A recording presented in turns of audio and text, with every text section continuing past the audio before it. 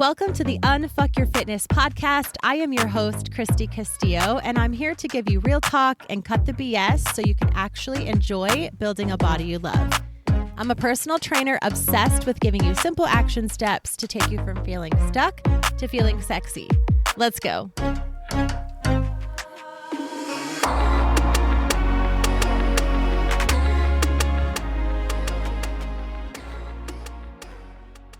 Hey guys, what's up? Welcome to today's episode. Today, we are going to get a little spicy and we're going to be talking about the haters in your fitness journey. Yes, the haters. And if you are someone that's like, I don't know if I really have haters, Christy, maybe by the end of this episode, you will realize that you do. And maybe haters is a strong word, but there are people in your life that maybe you just say things, make you feel a certain way about the fact that you are going to the gym more often, taking care of yourself, eating better. And it's a real thing. I have clients quite often come to me and say, you know, I was at a barbecue, family barbecue over the weekend, and my cousin, who usually is pretty supportive of me, was ripping on everything that I was eating and telling me about her fitness journey and how it didn't work for her and it's not going to work for me. And I think sometimes we assume that the people in our life, especially the people that say they love us and, you know, family, I guess, and close friends, we think they're going to be supportive and we think like, oh, of course they'll understand and of course they will root for me. And that's not always true. And it's so important that we just kind of prepare. I think a lot of the episodes and things that I talk about in these episodes, topics, are just to kind of prepare you for, if you haven't dealt with these things yet, to prepare you for the fact that you might be, or maybe even you haven't noticed, but you're like, oh yeah, so-and-so does kind of say those things to me. I never realized that that's what they kind of how they were coming across, or that I was responding to it that way, or it can go, you know, a million different ways, but that's what I want to talk about. So I've heard things myself and from my clients, quotes like, you are too skinny, or you work out too much, or you're becoming obsessed with your fitness journey. You don't hang out with us anymore. I get things like, you probably can't eat pizza since you only eat healthy. And yeah, they usually say it with an attitude. Or you'll probably order a salad because you're so healthy or you're so skinny. Or you probably can't join us because you probably have to work out, probably can't stay out late, or you spend too much time at the gym, or you don't hang out with us anymore. Or I see you've changed and, you know, you're not, whatever, like all of these things. And maybe these things haven't been said to your face, but maybe your friends have said like, oh, so-and-so was, you know, talking about you and your fitness journey the other day and whatever. I feel like we've all kind of had these situations, if you think about it, where people have kind of mocked you.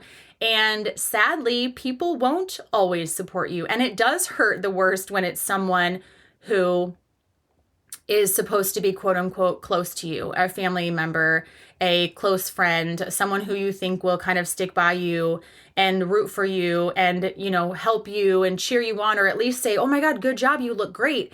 And they don't. It's like maybe you've been working really hard and you've been seeing all this progress and you go to a party and you see your best friend and you're like, oh my God, I can't wait till she sees me. She's gonna, you know, say something super sweet and be really proud of me.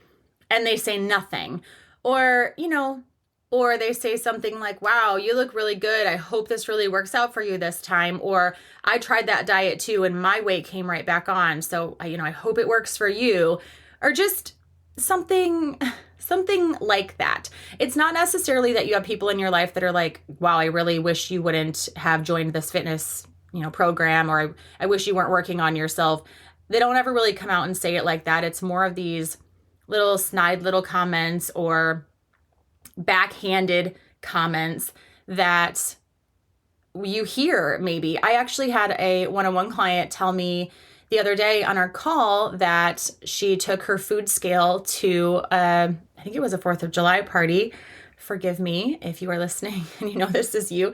And she said she took her food scale with her. And some comments were made like, oh my God, you brought your food scale to the barbecue. And this particular client is very confident in herself and her journey. And she was like, yeah, I did bring my food scale. And I don't necessarily take my food scale to barbecues, but good for her for saying, yeah, I do. And I also don't understand, like, why can people say things like that to people that are trying to make better choices?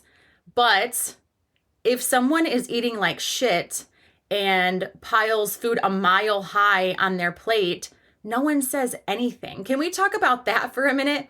Like, someone brings a food scale to a barbecue, aka they're trying to be healthy, they're trying to hit their macros, they're, working on their health. They're clearly trying to do something better for themselves. And it's like, and it's the person also, like, no one says anything to the piss drunk person at the party, but the person who's not drinking, it's like, oh, do you have a problem with alcohol? Do you have a problem with drinking? Like, oh, you're too good to drink now. You're on this health journey, and so no more alcohol for you, or whatever the case may be. I just feel like a lot of times it's completely socially acceptable to, like I was saying, pile food a mile high on your plate and go back 3-4 times for more food and just go crazy and have no self-control. But if someone, God forbid, is eating a hamburger without the bun or chooses to have a salad instead of a hamburger, or who cares? Why are we so worried about what other people are doing? But it's like when people are trying to be healthy, these snide comments are made. But no one would go up to, like, I've had people come up to me before if I have something on my plate that apparently they think fit people or personal trainers, or usually they think skinny, they think I'm skinny, that a person like me, however someone perceives me, they apparently think that I wouldn't eat a piece of pizza or a piece of cake or cookies or whatever. And they will say, like, oh my God, I'm so surprised you're eating that since you're a personal trainer. I'm surprised you don't have a salad, or like just something. It's rude. And I don't know why it's socially acceptable to say that. And I've been hearing that for years. And maybe you will hear that too once you're really committed and people realize that, oh, you're not going to like be changing anytime soon. They'll start to, I think that's when it actually bothers people the most, is when they see that you are committed. They see that it's working for you. They see that you're not backing down, that it's not just like a 3-month kind of a thing, that you are like in it for the long haul. Then for some reason it becomes socially acceptable for people to kind of poke fun at you. And I think it's intimidating to them because maybe they're not doing it, or it doesn't work for them, or they're not committed enough, or whatever the case may be. But I've had that happen to me before. We'll be ordering food as a group and they're like, oh, I suppose you want a salad, or you probably don't eat much of anything because you're so tiny. And I just think that it's rude, period. I think that it's rude, period.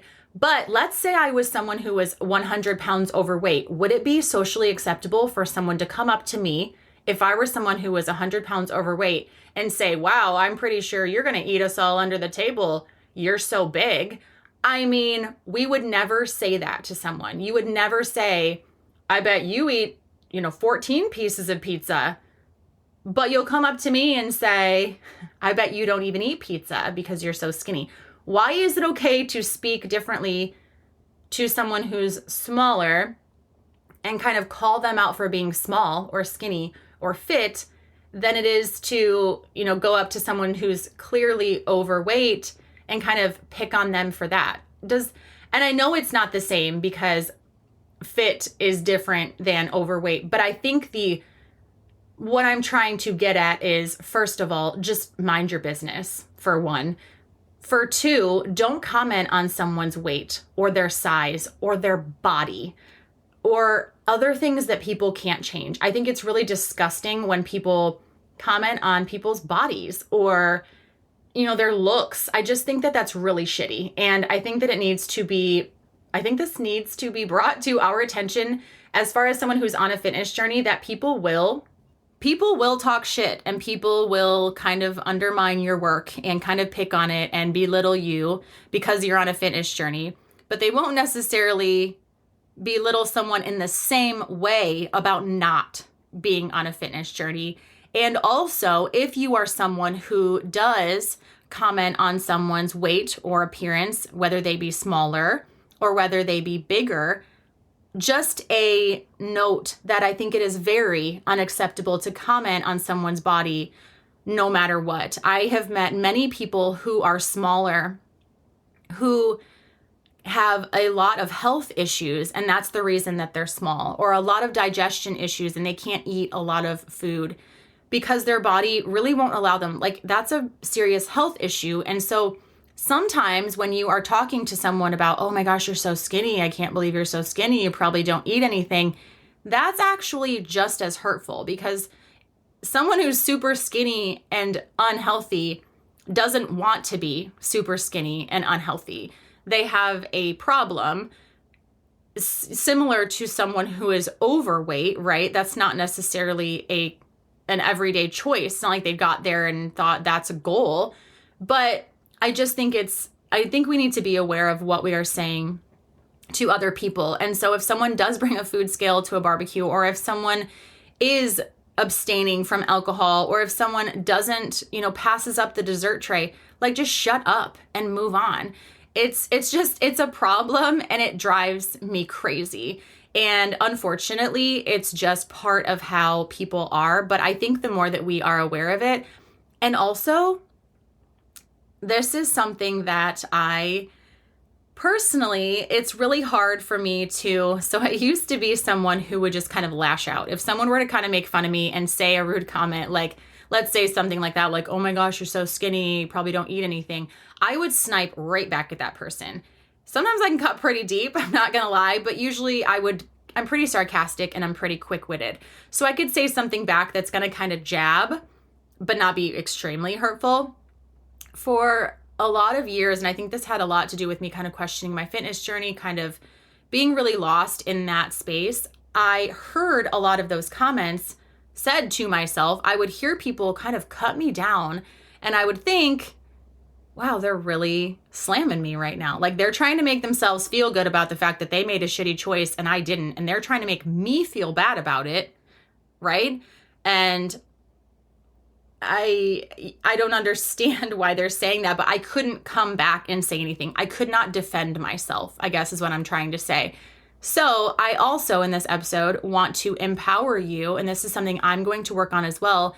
When someone does say something to me that I think is rude, or that does on purpose diminish my hard work or diminish my dedication or my consistency, even if they don't understand it, I will be standing up for myself, because I do think it's not fair for someone to be able to undermine your hard work and your dedication to your fitness journey.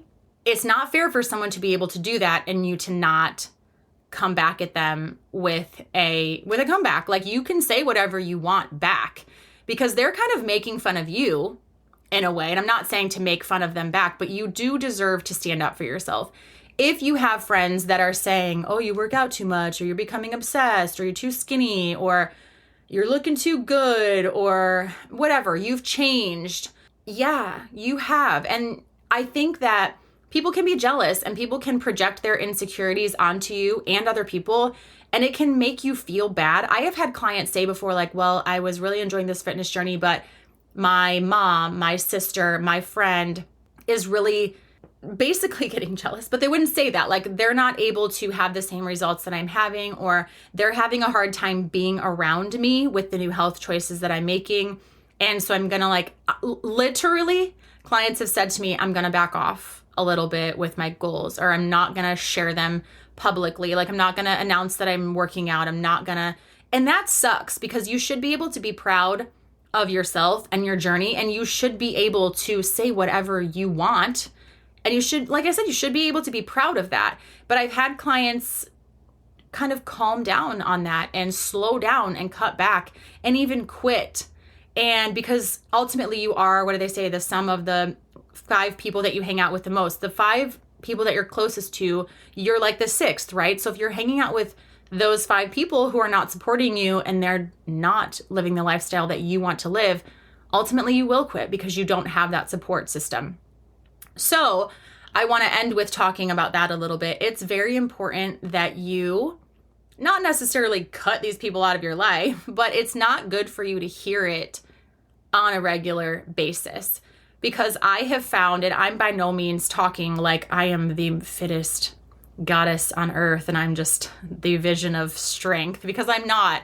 But sometimes people act like I am, and people will say to me, like, certain things like, oh, you're a personal trainer and you work out all the time and you have these muscles and you're wearing a bikini and your body looks good. And man, what I would give to look like that when I'm your age. And they say it kind of like it's good words, right? Like, oh, wow.